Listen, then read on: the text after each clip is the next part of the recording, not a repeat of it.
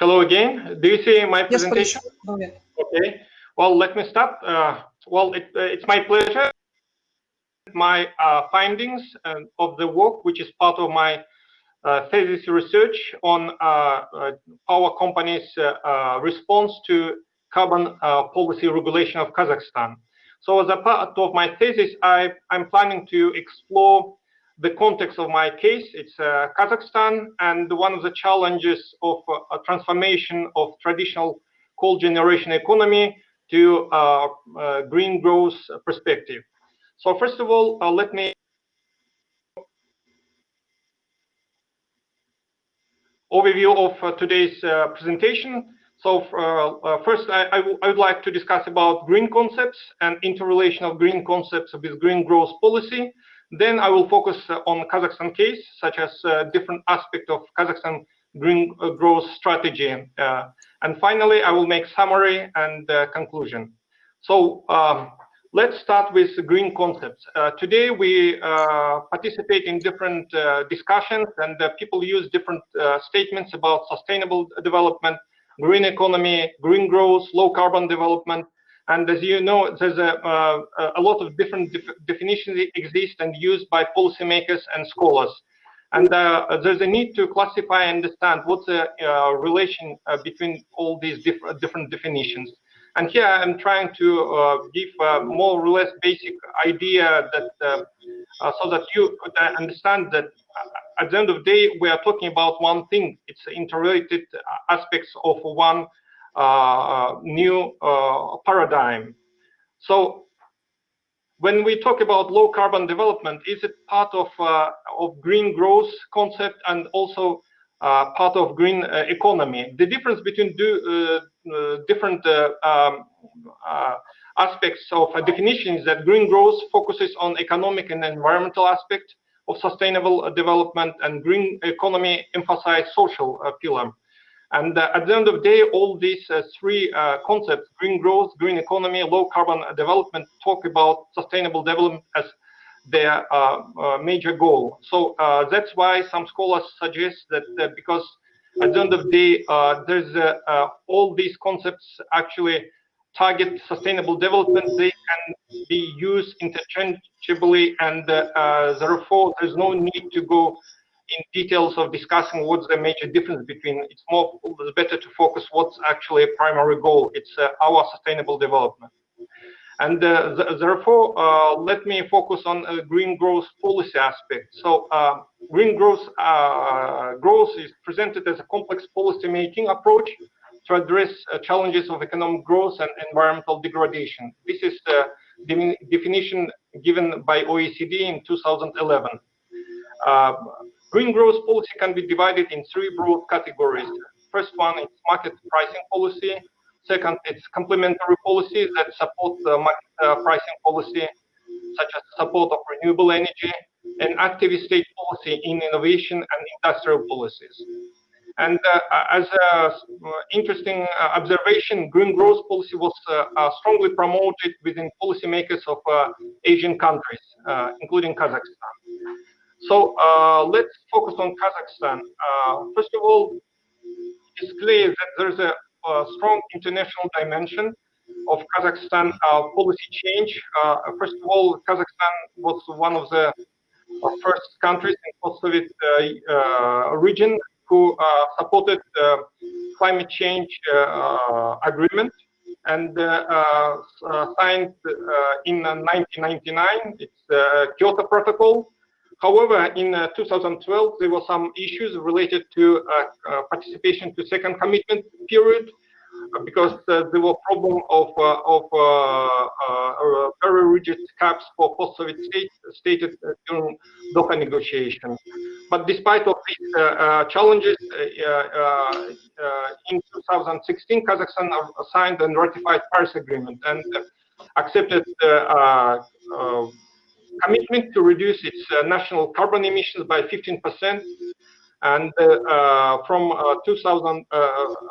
by 2030 from the emission level of 1990s. And that's a great challenge for Kazakhstan, because even this year, Kazakhstan actual emission level achieved 1990s level. So we are talking about that within next 10-year period of time, Kazakhstan should stop any increase of emissions, despite of all economic growth perspective within this period of time. So on next slide, let me discuss more on economic challenges of Kazakhstan. And the policy perspective. First one, let's talk on economic issues. It's clear that Kazakhstan, as a transitional economy, face similar problems as many other countries in the region. First of all, Kazakhstan political stability helped to mitigate potential ethnic conflicts, and we see that in post-Soviet region, it's one of the challenges for policymakers. And another positive aspect is that significant foreign direct investment was attracted to Kazakhstan oil and gas industry. Unfortunately, this political stability also resulted to some weakness of civil society, which is supposed to work as an important institution for green transformation. And plus, as we discussed by first part of this session, also result on high level of corruption within country. Second, it's clear that Kazakhstan's a very highly resource-dependent economy, and I think in previous session there were also some speakers who discussed problems how to address resource dependency.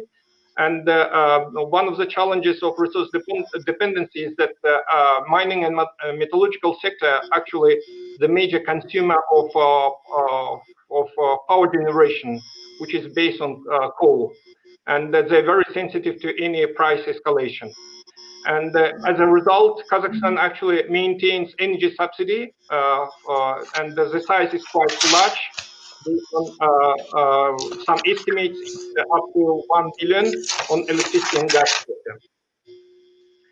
As for policy level perspective, there's a number of strategic documents adopted by countries. So it's well-known Kazakhstan 2050 strategy, and which also supported by two concepts: concept of transition of Kazakhstan to green economy, where it specified that Kazakhstan will reduce its reliance on fossil fuel and increase generation of alternative energy by 50% by 2050.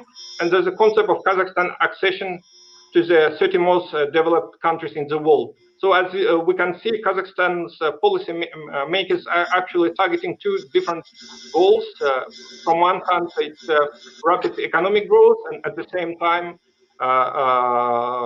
targeting sustainable development. To support these strategic documents, Kazakhstan also adopted a number of policies, including in economic sector.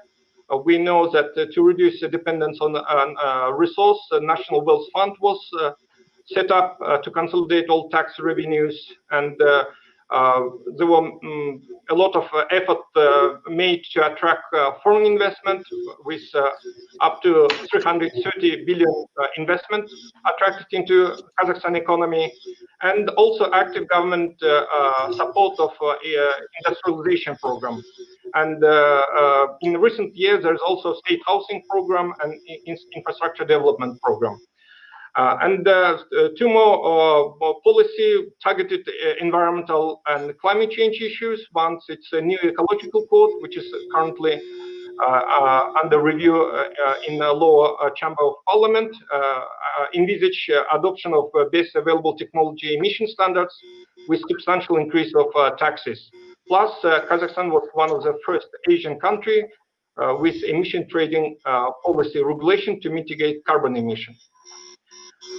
However, there's also a lot of challenges. So if you look from power industry perspective, first of all, we should note about that Kazakhstan power industry was actually designed during Soviet time with a strong reliance on of electricity sector from coal. So currently 70% of electricity is actually generated from coal, and the power industry is a major contributor to pollution. Second issue is not completed market reforms. There's still a strong government presence in the market, up to 37%, and the dominance of large companies, which actually leads the country's electricity market towards an oligopolistic structure with a very small competition. One more thing is that the new capacity market, it was part of electricity market reform, doesn't provide any incentive for green technology. It's only based on one-year contract. In contrast, it's actually stimulate further investment into coal generation. And finally, despite of all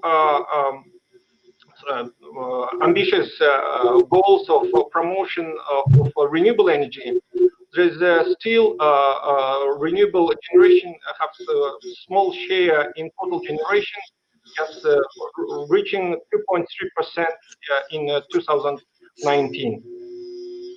So let's to summarize our findings. So if you look here, I'm trying to combine strengths and weaknesses of Kazakhstan green growth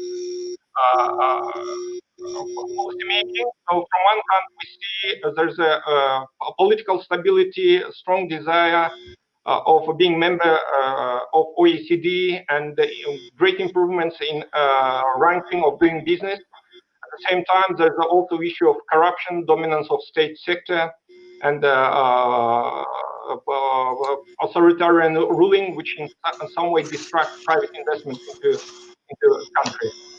As for macroeconomic policy, we also see a lot of challenges from the point of view of resource dependence, weak banking sector, and currency fluctuation, which is slightly actually mitigated by balanced state budget, low state borrowing, and national fund.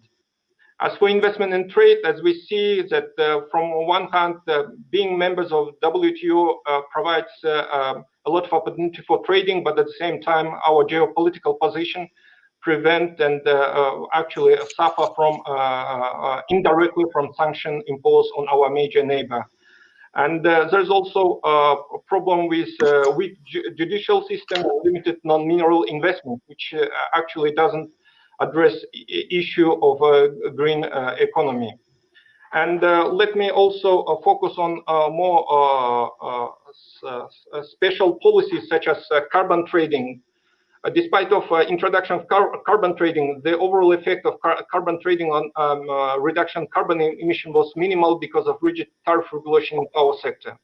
And plus, we have also a renewable auction adopted, but because a rigid system of coal-based generation, we have limited flexible generation, which in some way prevent further expansion of renewable energy sources. One of the most important aspects of green growth is innovation. Unfortunately, despite of huge investment into infrastructure and investment into Nazarbayev University projects, there's still very low research and development in comparison with other countries. It's below 1%. There's inefficient state projects, and there's also a problem of limited gas supply. So as we can see, despite of political will to introduce green growth policy making in Kazakhstan, there's also a lot of challenges which policymakers are facing. And therefore, in my study, I'm actually coming to the following conclusion. So, Kazakhstan long-term strategy, Kazakhstan 2050, faced a lot of challenges related to its past dependency of economy and the transit from traditional economic growth model based on energy subsidy and support of extractive industry to develop new paradigm of development. And one of the challenges of doing that is that we see past dependency not only in power industry and in mining industry, but also we see past dependency in our policy making. And that, I think, is one of the great challenges, not only Kazakhstan, but other other countries who's actually planning to have transformation to new paths of sustainable development. Thank you. Okay, thank you, Daulet. Right on time, well done. And our next speaker is Akbikesh Mukhtarova, also PhD candidate at the Graduate School of Public Policy. Her paper is called Land Commissions in Kazakhstan, Understanding Policy Change in Homeostatic Policy Systems. Professor Sharipova, dear panelists, it's nice to see. I'm sorry, just going live stream.